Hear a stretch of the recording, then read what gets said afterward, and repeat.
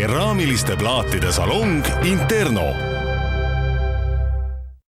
Uksed ja aknad Haapsalu uksetehasest.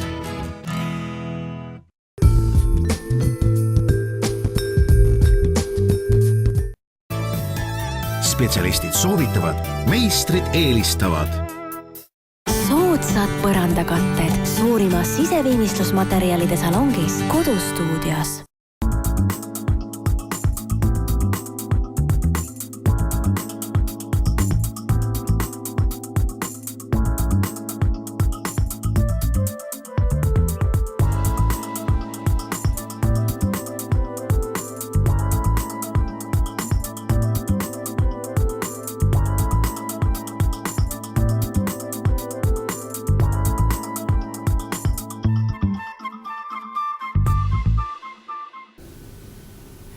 Täna süveneme pikemalt kortermajade ja nende renoveerimise teemadesse. Käsitleme nii erinevaid akna- kui küttelahendusi. Kõigepealt aga külastame 2 ajaloolist korterit, millel on Aet Piil loonud uue sisekujunduslahenduse.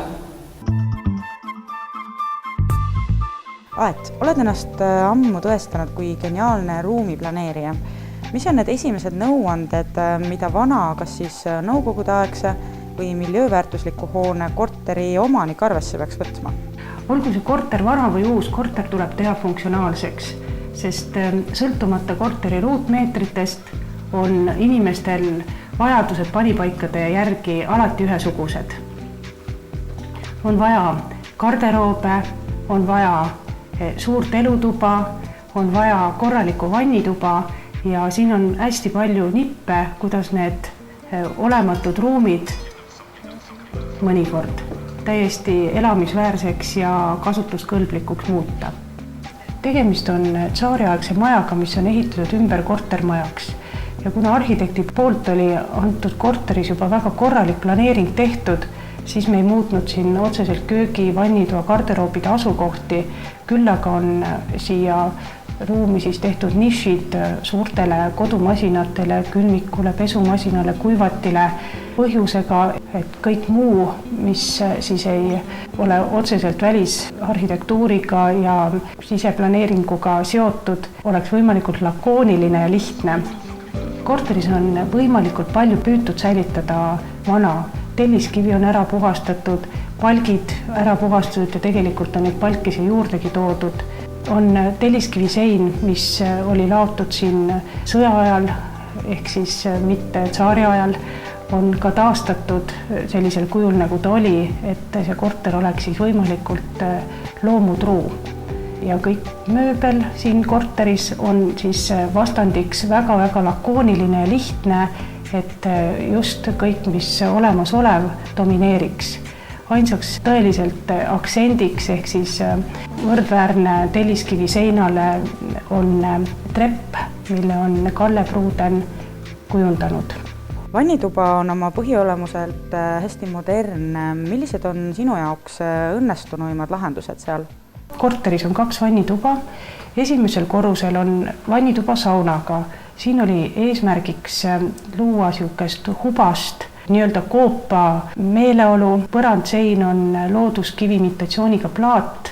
Ei ole siin mingeid värvi ega materjali kontraste ja kontrastiks on valgus ja sandtehnika.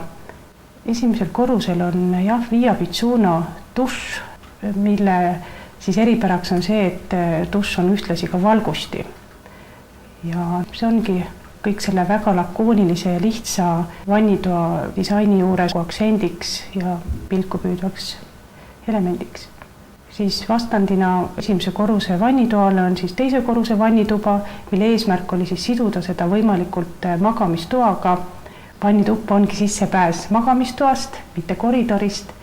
Põrandad on puidust, seinad on värvitud, nii nagu kõikides muudes tubades. Ja jälle on püütud seal nii palju säilitada vana puitu ja kivi kui vähegi võimalik.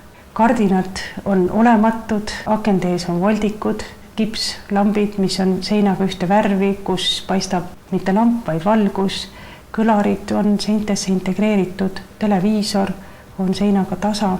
Mis hetkel sa projektiga tegelema said hakata, et kõike veel integreerida oli võimalik? Ehitusjärgus võib öelda, et seda korterit ei olnud siin sellisel kujul absoluutselt mitte olemas ja me lõhkusime siin natuke seinu, tegime mõne seina laiemaks, mõne seina kitsamaks. Et vaatamata justkui nagu väga väikestele muudatustele on mõnikord isegi need kõige pisemad muudatused ülihädavajalikud. Ja selleks, et neid muudatusi teha, on väga tähtis teada kõikvõimalikke standardmõõte, et teha külmikule nišš just nimelt selline, et külmik sinna ära mahuks või kapile nišš, et korralik kapp ära mahuks, mida väga pahatihti jäetakse arvestamata korterite planeerimisel. Äsja on valminud ka teine ajalooline korter. Mis olid siin sinu jaoks suurimaks väljakutseks? See korter on enne sõjaaegne 30-ndatest, 40-ndatest puumaja ja seal on eesmärk teha see väga lihtne, kuigi samas jälle me kasutame ära seal kõiki olemasolevaid materjale, on ära puhastatud palksein, seintes on naturaalsed krohvid, mis on lasuuritud, et anda seinale sellist ebaühtlast tekstuuri. Samas jälle need samad kipslambid, mis on ära värvitud sama viimistlusega nagu on sein. Põrandal on kork, võimalikult palju naturaalseid materjale. Nullkorrusel on toodud välja kivi ja siin on muidugi väga suur koostöö ehitajaga, kes on selle ala väga suur spetsialist. Et loomulikult võib neid kodusid teha igasuguseid, aga see, et oleks kvaliteetne selline vana majaga vastu peaks, eriti keldrikorrused, need on sellise korteri väga-väga olulised tegurid. Selles korteris suurepärane on ka väga kõrged laed, sinna sai tehtud peegelnurgad, mis võinuks sellel korteril varem olla, mida me päris täpselt ei tea, ja kõrged põrandaliistud valged, et kõik rõhutada sellist ajaloolisust. Kuigi samasugust korterit võib ka teha väga modernselt ja väga kaasaegselt. Ja kuivõrd siis eelmises korteris oli kõik väga minimalistlik ja napp, siis selles korteris me planeerime ikkagi nii mööblit, kappe, kõik selliseid raamustega, et anda ka mööblile ajaloolist hõngu. Mis on sinu lemmikvõtted, mida ajaloolises korteris kasutad? Üheks on kindlasti kipsvalgustid. See on väga huvitav leid. Esiteks ei ole nad hinna poolest kallid ja teiseks annavad nad päris head valgust. Pluss siis kolmandaks on see, et seda saab kasutada nii ajaloolises interiööris kui ka modernses. Need on igasuguse kujuga, nad on poolringid, nad on selliste ornamentidega, aga on samas lihtsad kandilised, riskilikukujulised kuubikud, mis annavad erinevat valgust siis kas üles või alla, paremale vasakule, et kombineerimisvariante on väga-väga palju. Ja kui rääkida viimistlusest, siis nad sobivad väga hästi viimistlemata valgetena, neid võib värvida seinavärvi ja miks ka mitte tuua ruumi hoopis teisi värve ja värvida valgustit kontrastsena seinaga. Kui see korter siis klassikalises stiilis või modernne, on ikkagi esmatähtis, et korter oleks funktsionaalne, oleks läbimõeldud ja oleks ka atraktiivne. Ja selleks, et kõik need kolm asja kokku panna, on ikkagi sisearhitekti abi hädavajalik.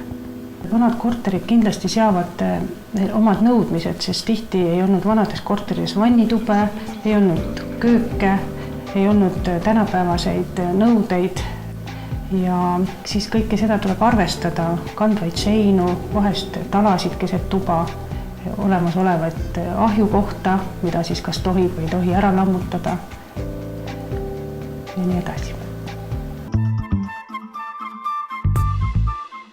Ja nüüd vestleme äsja nähtud korteri töömehega, kes tutvustab meile nutikat vediplaatlahendust, mis toimib ühtlasi nii soojustuse kui niiskustõkkena. Mis on vediplaat ja kus ning milleks seda kasutatakse? Vediplaat on vahtpolüstereenplaat, mis on kahel poolt kaetud klaasriide ja polüstereen tsemendiga. See annab talle ka tugevuse ja tulekindlusaste on B1. Kasutatakse teda kõikvõimalikes kohtades, kus on vajadus vee, auru ja soojapidavusele. Eriti levinud on aurusaunades. Samuti saab ka täielikult vannitubasid ehitada, nii seinad, põrandad, ümarate dušinurkade ehitamisel, kuna teatud vediplaadil on juba sooned sisse tehtud. See kergendab kumerate kaarde ehitamist. Samamoodi kasutatakse teda ka välitingimustes, näiteks terrasside paigaldamisel ja ka mõningatel katusetöödel. Äsja nähtud korteris on vediplaati kasutatud soklikorrusel. Millest selline valik? Kuna talv oli tulekul, siis hoidsime vediplaadi paigaldusega kõvasti kokku tööaega. Vediplaadi paigaldusega jäi meil ära põrandate soojustus, eraldi põrandate loodi valamine tasandusseguga, samuti niiskustõkke paigaldus. Kuna plaat on ka tugev, siis saab plaadile otse paigaldada ka erinevaid põrandakattematerjale. No, näiteks kahvelplaate, pargetti, korki ja kõike muud. Vediplaadi kasutamine hoiab ära nii mõnedki tööd soojustamise ja niiskustõkke vallas. Sellele vaatamata peaks seda paigaldama ikkagi oma ala spetsialist. Miks nii? Kuna plaadi paigaldamiseks on ikkagi mõeldud oma tehnoloogia, omad liimid, segud ja plaat on alusmaterjal, siis valesti paigaldatud plaadiga ilmnenud vead võivad välja tulla alles teatud aja jooksul ja nende vigade kõrvaldamine on küllalt kulukas. No, toome näiteks põrandal. Kui niiskus hakkab puukide vahelt läbi tulema, siis me ei leia seda viga ennem, kui oleme plaadi peale pandud viimistlusprinna, on see siis pargett või kahvelplaat, täielikult eemaldanud, et leida seda viga üles. Kokkuvõtteks võib öelda, et meil Eestis on ta veel vähe kasutatud materjal. Aga loodame, et tulevikus kasvatakse rohkem, kuna tal on väga palju häid omadusi. Soojapidavus, vee- ja aurutõkke ja ka tema paigaldamisega püüab kokku kõvasti tööaega. Nii ajaloolistes kui hilisemates kortermajades esineb sageli situatsioone, kus tavapärast põrandakütet kasutada ei saa. Tevil on pakkuda selle tarveks oma lahendus, üliõhuka küttematt. Kui kuidagi ei ole võimalik küttekaablit põrandasse valada, mida siis teha, kui ikkagi soovitakse põrandakütet? Selleks on olemas ka mitu päris lihtsat võimalust. Esimene võimalus on see, et kui me tahame saada parkettpõrandat näiteks või laminaatpõrandat ja sinna alla kütet, siis otse olemasolevale põrandale paneme me sellised plaadid, mis on 12 mm paksusega penoplastist plaadid, alumiiniumiga kaetud, kus on sees sooned küttekaabli jaoks. Siin me juba näeme seda, kuidas küttekaabel on sinna peale paigaldatud, andur tuleb siia vahele, parketi alusvaip ja parkett. Tema paigaldamine on lihtne, nad on pool meetrit korda meeter mõõdus, paigaldatakse nad otse maha ja omavahel kinnitatakse nad plastmassist kinnititega, teda ei ole vaja põrandale liimida, ta on ujuvana olemasoleval põrandal, paneme ta lihtsalt põrandale, küttekaabel peale, alusvaip ja parkett. Aga on üks veel lihtsam variant? On veel lihtsam variant, see on nüüd meil siinpool, nimelt juba küttega parketti alusvaip. Ta näeb välja selline 8 mm paksune, need omavahel lähevad, klõpsatakse niimoodi kokku, need kütted, tegelikult on nad suured. Siin on nüüd üks selline konkreetne mati element, nad on meetri laiused ja vastavalt 1–5 meetrit pikad ja tema kõige parem omadus on see, et tema paigaldamine on niivõrd lihtne. Kui te nüüd aitate mind, siis proovime selle asja näiteks põrandale panna.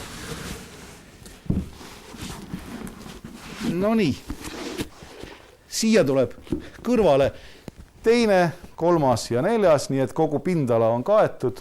Me klõpsame nad kokku omavahel ja klõpsame sinna külge ka termostaadi. Paigaldada saab seda absoluutselt igaüks, nii et ka sina saad selle paigaldamisega kenasti hakkama ja ka mina saan sellega kenasti hakkama. Ja ma arvan, et ühe paraja elutoa paigaldamine võtab meil aega võib-olla 10 minutit. Mille alla seda materjali paigaldada saab? Kindlasti sobivad väga hästi kõiksugused parketid, laminaatparkett, puitparkett, samuti saab seda paigaldada näiteks üle põranda vaiba alla või siis linoleumi või PVC katte alla samuti. Sobib ajaloolistesse majadesse? Miks see mitte? Me ei pea ju mitte midagi tegema, mis seda maja võiks lõhkuda, nii et ta läheb ujuvana olemasolevale põrandale, me ei pea seda põrandat üles võtma ja sinna peale tuleb kohe otse see materjal, mida me parasjagu siis sinna põrandale tahame, on ta siis vaip või on ta parkett. Lihtne osta, paigaldada ja lihtne omada. Ruuki katused, et koduomanike elu oleks murevaba.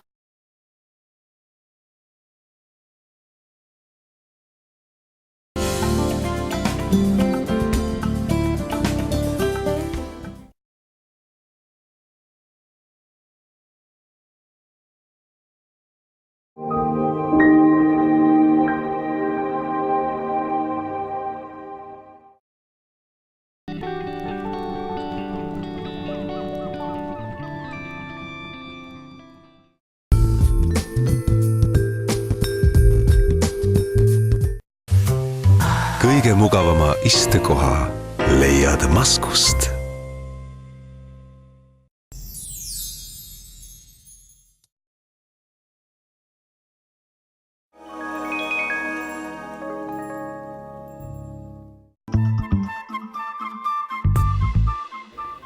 Räägime Teet Vaaskiga Plastos, mida võtta arvesse kortermaja akende väljavahetamisel.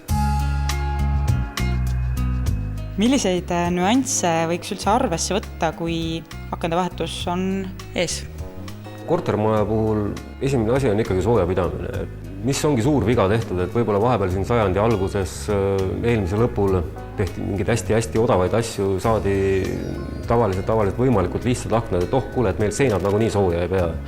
Aga tänasel päeval ikkagi, kui suuremalt jaolt juba enamus ühistuid, kui juba ei renoveeri, ei soojusta oma fassaadi, siis vähemalt planeerivad seda.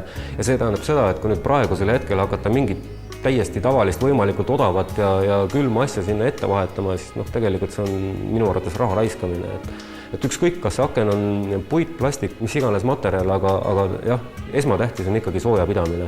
Loomulikult ka funktsionaalsus, et sa saad kasutada, et sul on ikkagi kõik aknaosad on avanevad, et ma ei kujuta elu sees ette mingit memme, kes seal kuskil 9. korrusel üritab siis seda suurt kinnist poolt väljaspoolt vesta, aga selliseid asju peab kõike nagu üritama ette näha ja mõtelda nagu enne akende tellimist, sest pärast igasugused täiendused ja lisad on ikkagi tarbetu lisaraha ja kulutuse. Aga kui nüüd tõesti võtta ette see akendevahetus, siis üldiselt on ju vist praktilisem seda teha koos kogu kortermaja renoveerimisega ja üldse ei ole väga mõttekas üksikute korterite kaupa aknaid vahetada. Üks võlusõna, et see tuleb odavam. Et selge on see, et meil on odavam teha suurt mahtu, ütleme tervet ühistut, nii palju kui neid aknaid sinna on jäänud korraga ära vahetada teha. Kuna ta on meile odav, siis loomulikult on ta ka müügihinnas odavam, ehk siis kliendile osta, et see ongi nagu põhiline võlusõna ja võib-olla saab süsteemsemalt läheneda, et ikkagi ühistu ise juba pöörab seal ka tähelepanu näiteks turvalisusele, igasugustele täpselt avanemistele, millest me siin enne juba natukene rääkisime, et inimene võib-olla ta tõesti lähekski ja üritaks muretseda selle võimalikult odava asja endale, aga nüüd ta saab tegelikult sama raha eest saab lihtsalt palju parema asja. Mainisitegi siin turvalisust. Kortermaja puhul ongi see üsna oluline teema. Kuidas seda on võimalik tagada akende vahetamisel? Ütleme siin linnalegendid ja mis siin räägivad, et plastaken, et põhimõtteliselt vahet ei ole, kas ta on ees või ei ole, et vargad tulevad sellest nagu, ütleme, samamoodi läbi nagu seest välja ja nii ka väljast sisse, et kui nüüd seda asja üritada ette näha ja piisavalt kaista, et siis see päris niimoodi ei ole. Et esmased vahendid on ikkagi need suluse lisad, erinevad turvanurgad, erinevad käepidemed. Et kui tavalise käepideme puhul tõesti on niimoodi, et on võimalik seda suluse ring avada väljast poolt, paraku see niimoodi on, siis selle vastu on üldsegi nüüd mitte kallimad lahendused, on erinevad sekustik käepidemed, kus on blokeeringud sees. Ta ei luba seda suluse ringi liigutada mujalt kui nüüd ainult käepidemest, et selline esmane valik, et siin on võib-olla tõesti ainult sentidesse hinnavahe. Nüüd aste edasi kindlasti ka juba klaasi purustamise korral on nüüd võtmega käepide, et kui see nüüd lukku keerata, siis tõesti seda suluse ringi ei saa mujalt, ei saa isegi seda käepidet siis lahti keerata, kui te lööte selle klaasi sisse ja üritate seda käepidet lahti teha, et see on nüüd suluse ja avamise poolt esmased vahendid. Aste edasi on tõesti juba erinevad klaaspaketid, lamineeritud klaasiga, karastatud klaasiga, et lihtsalt välistada see sissetungimine, aga muidugi elu on näidanud, et kes väga tahab sisse tulla, et see siis kuskilt ta selle tee ikka leiab. Küsimus on lihtsalt tegelikult ajas.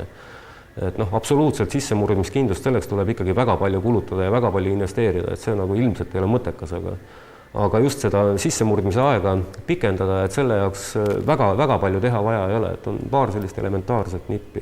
Pluss millele tasuks kindlasti rõdude puhul, rõduuste puhul kindlasti tähelepanu pöörata, on selline pisikene vidine fiksaator. Et kui me läheme välja rõdu peale, mis iganes, mis seal teeme ja hästi nõme minu arust, et nüüd tuuletõmbega jääb see uks kuskil seal lahti töllerdama, et siis inimesed millegipärast, kas nad korraga ei oska küsida või ei taipa küsida, tegelikult see on niivõrd elementaarne asi, et olgu see fiksaator ka sinna uksele juures, lähed välja, tõmbab ta väljast väiksest käepidemest, tõmbab ta enda tagant kinni ja see uks on ikkagi suletud, et ei teki mingit tuuletõmbust ja pärast hakata seda eraldi juurde panema, ta ei ole küll suur kulutus, aga ta on mõttetu vaev, et noh, võib ju korraga sellised asjad kõik nagu ikkagi firmast juba kaasa osta. Mida ka ette võtta siis, kui avaneva akna ees on hoopis väga vähe ruumi? Selle jaoks on ikkagi jälle erinevad lükandsüsteemid, et kõige odavam ja tavalisem on manuaalselt avatav lükandaken, paralleellükandaken. Ehk siis tal on samasugune funktsioon, on tuulutus, kõigepealt esimene lingi aste on tuulutus, siis link edasi keerates vabastab ta alumised fikseeringud ja saab selle akna tõmmata nüüd paralleelselt teisele akna osale peale, et ikkagi sõltumata sellest, kas sul on seal ees mingisugune kraan või jumal teab mis asi, sa saad akna lahti teha ja ikkagi kasutada seda. Kui nüüd mõni kortermaja hakkab tõsiselt mõtlema tõesti selle aknavahetuse peale, siis kas sellega peaks ootama pigem vist ju kevade või soojamajani, et see saaks tehtud?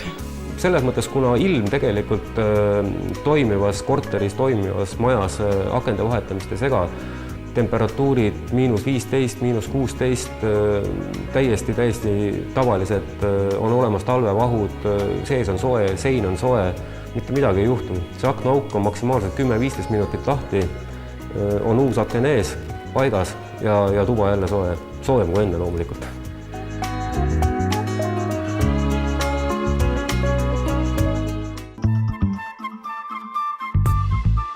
Nüüd veel kortermajade renoveerimisest. Vanade majade algsituatsioon on väga erinev. Näiteks väike maarajoonis asuv nõukogudeaegne kortermaja leidis endale lõpuks optimaalse küttelahenduse firmast Movek. Milline oli hoone algolukord? 2007. aastal kolisime siia elama ja siis oli paigaldatud siia just õliküte. Maja on ehitatud 75. aastal ja üle 30 aasta on köetud siis seda maja puudega. Kuid tegelikult tähendab seda, et sul peab olema katlakütte alati selle jaoks, kes seda teeb ja tänapäeval on katlakütet väga raske leida. Ja see tähendab ka palgakulu tegelikult ja sellepärast eelmine ühistu juhatus otsustas siis paigaldada siia pelletkütte. Läks pool aastat mööda, siis selgus, et pelletküttega sa pead samamoodi vaeva nägema ja korra nädalas hooldama. Maja inimesed otsustasid, et neil ei ole sellist inimest, kes tahaks sellega tegeleda ja järgmine alternatiiv oli siis õlikütte. Leitigi firma, kes siis ilusa mesijutuga paigaldas siia siis õlikütte süsteemi. Saime seda siis kasutada 2 aastat, siis selgus, et see õlikütte on väga kallis. Ja meie küttekulud olid ühele ruutmeetrile kuskil 30 krooni. Me räägime täna Eesti kroonidest. Hakkasime siis kaaluma järgmised variante ja kaalusime joonkütet, kaalusime õhksoojuspumbasid, kaalusime lihtsalt elektrikütet ja saime aru, et tegelikult alustama peab maja soojustamisest, et sellest üksi ei piisa, et me paigaldame kütte, et ükskõik mida me paigaldame, siis me ikkagi kütame lõpuks õhku. Ja me saime oma ühistu liikmetele asja selgeks teha, et seda asja tuleb teha kompleksselt, et kui me midagi paigaldame, siis me soojustame ka selle maja ära. Ja õnneks alustas KredEx siis oma sooduslaenu kampaaniat ja reaalsete töödega alustasime siis 2010. aasta oktoobrikuuses ja nagu te siin nüüd näete, on siis maja soojustatud sokli osast maalt, mõlemad fassaadid ja ka pööning on soojustatud. Kuidas ja miks jõudsite maakütte lahenduseni?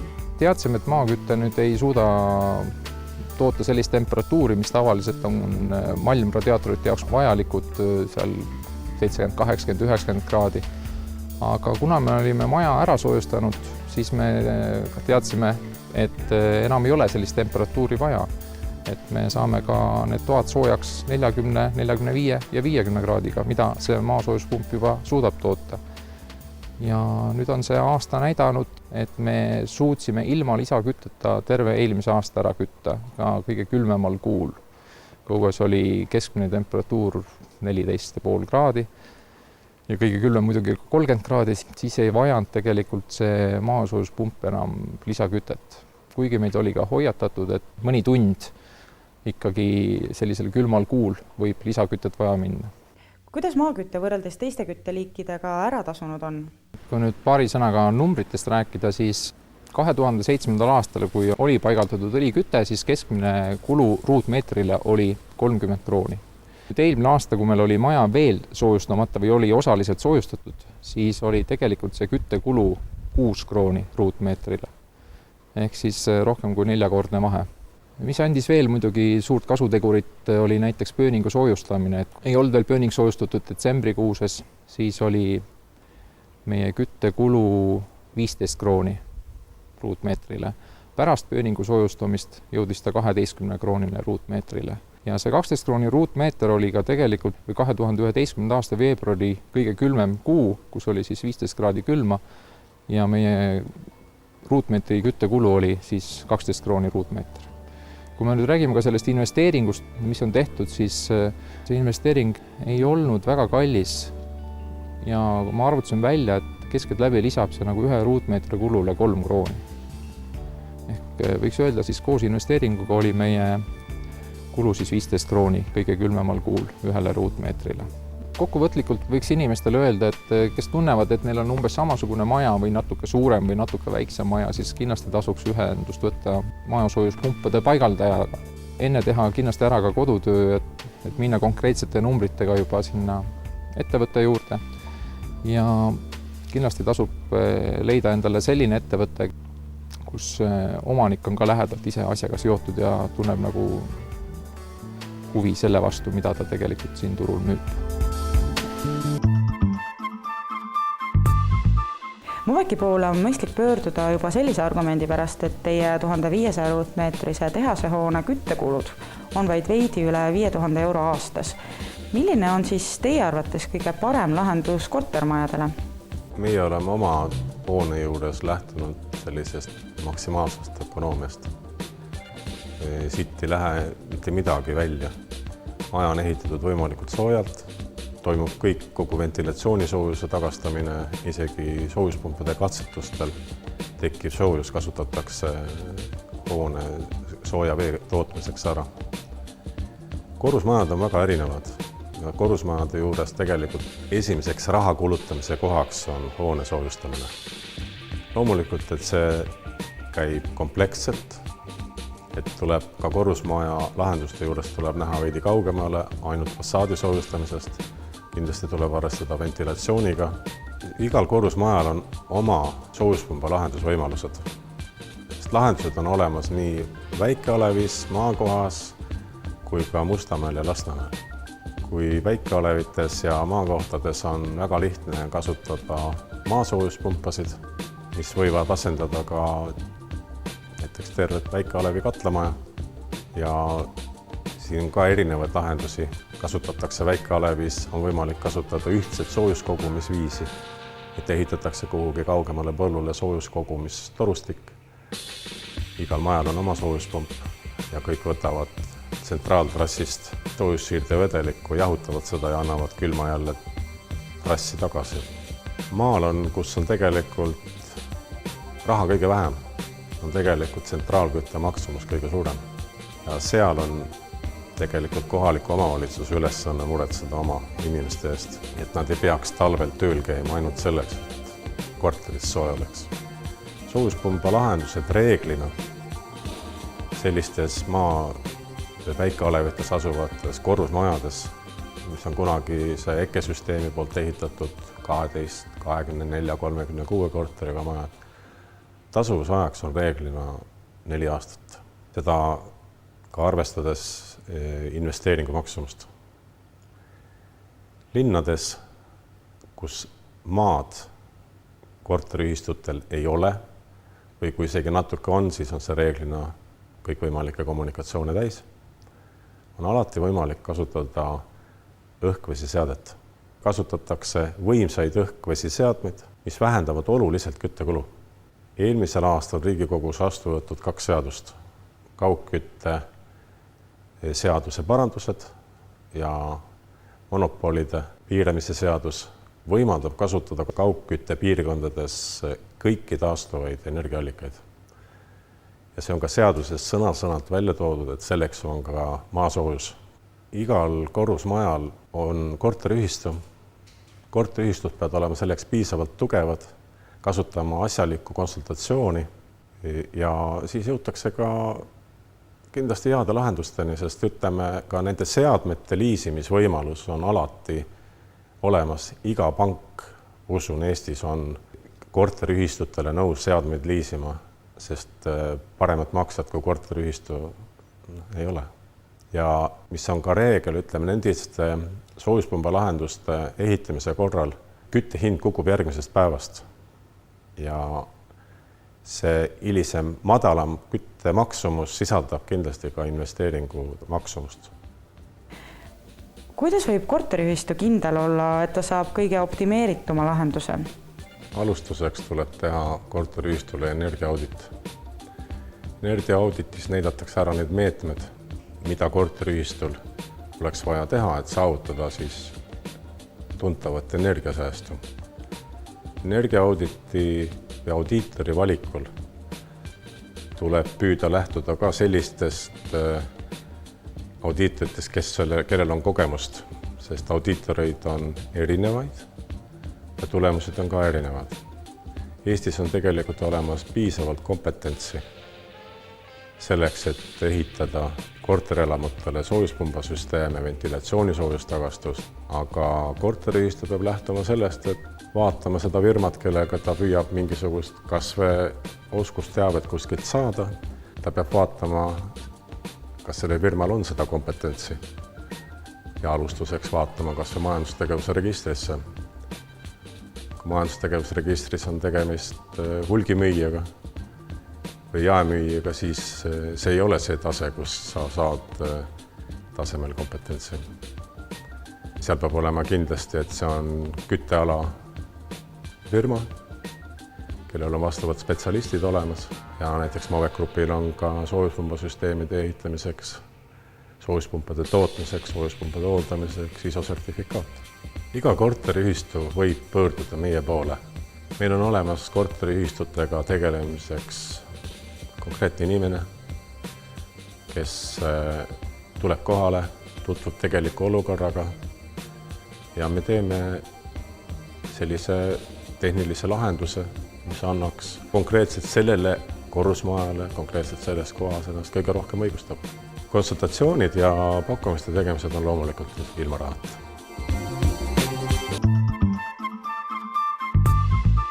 Sinu kodu kauniks teeb sisustusveeb.ee. Rohkem ruumi elada. Tank.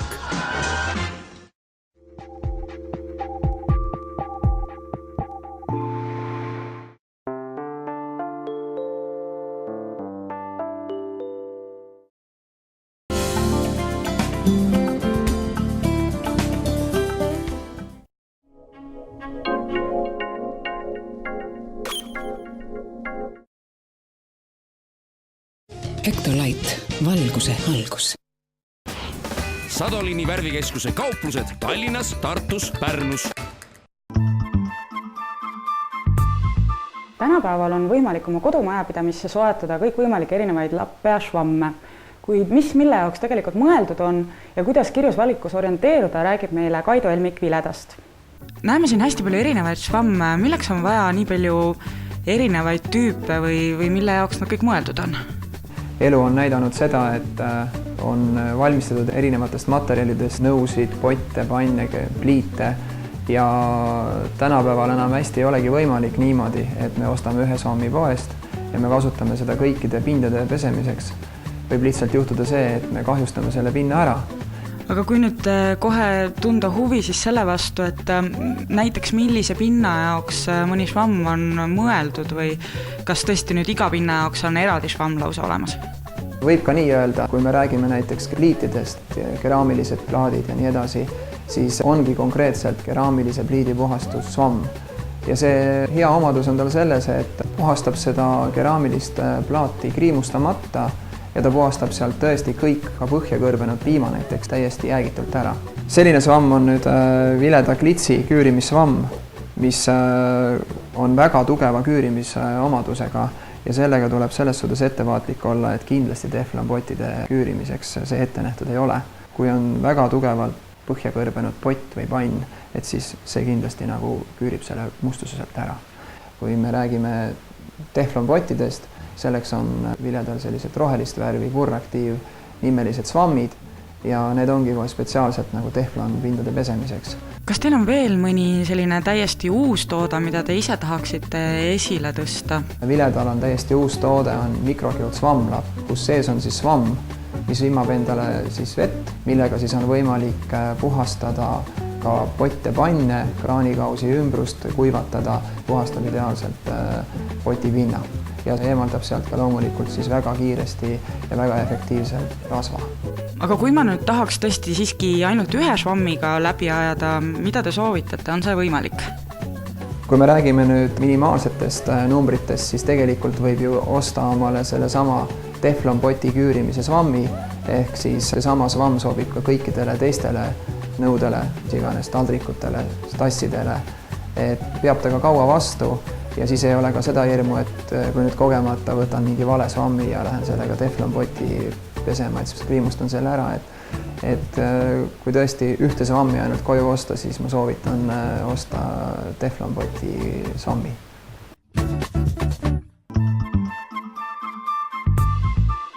Nüüd saame tutvuda Soome tudengite mööblikujunduskontseptsioonidega, mida esitleti maailmakuulsa disaineri Kai Frank jaoks sügisesel Helsingi mööblimessil. This is our school's Lahti Institute of Design's exhibition area, and because of the anniversary this year, Kai Frank 100 years, we've taken the whole area in the spirit of Kai Frank, and we've taken it so that we think of ecologically, and the products are also made so that they have the feeling of Kai Frank's designs back in the years. We have a lot of different designs. We have chairs, we have lamps, we have a little bit of jewelry, and it's kind of, we wanted to take the products so that they are products that Kai Frank might have wanted to do himself or might have wanted to give to somebody. Because Kai Frank didn't want to have any extra things in his designs. So we have a floor over here, we don't need to have another one. We have great lighting with the windows, we don't need to have big lighting. It's very simple and easy, and I think Kai Frank would have liked it. This sofa over here, the idea is that it's multi-usable. You can take the veneer collar off, and then you have a lot of pillows on the floor. And the designer thought that because she likes to sit on the floor and then to have a proper sofa if the occasion is such. So she has recycled fabrics on the sofa, and then the color is very ecological and it's very multifunctional. The lamp is very, very simple. The lamp is turnable, so you don't need a lot of space, but when you want to move the light around, you have a very wide area where you can move the light. The free lamps in the corner, they're very light in weight, so it doesn't need a very kind of concrete ceiling to hang them. And they kind of give a very soft light with the kind of wind blowing in them, they roll a little bit around. This wooden chair over here, it is designed as a chair to be inside or to be used on an outside balcony. So it's also multifunctional. Then it's also made of local Finnish wood, which is one of Kai Frank's themes as well, to have designs local. This chair was designed also as a multifunctional chair. You have different kind of positions that you can sit in. So if you want to lean your chest against the back, you can. If you want to sit upright, you can. So it's not a rocking chair, it's a chair where you can change your position when you're sitting on a classroom or so.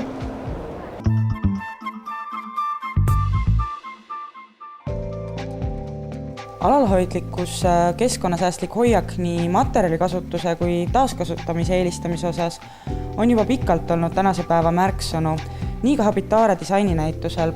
Lausa prügist toodetud uustooted sisustusse olid küll põnevad näha, kuid enam meid nii palju ei üllata. Ikka on juba ühe või mitu eelmist elu üle elanud tünnid, kastid, pudelid, joogiklaasid või topsid leidnud end uues funktsioonis, pesukausist lamp ja nii edasi.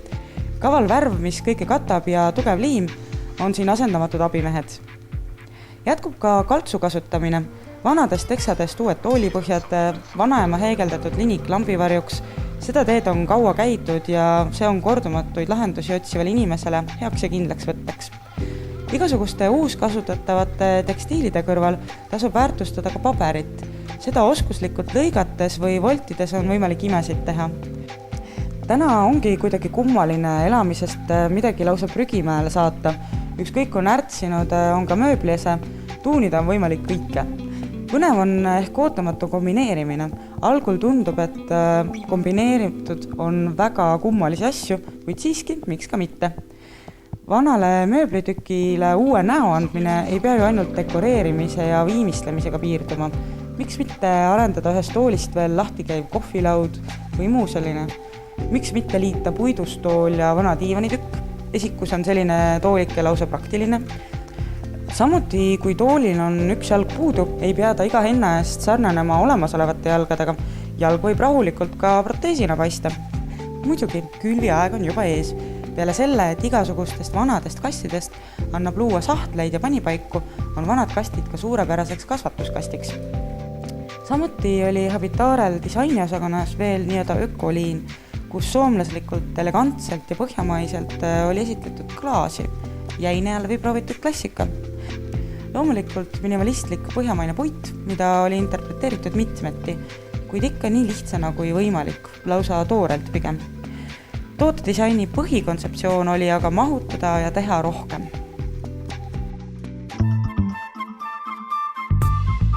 Juba järgmisel nädalal uutel teemadel. Kaunist talveilma ja kohtumiseni!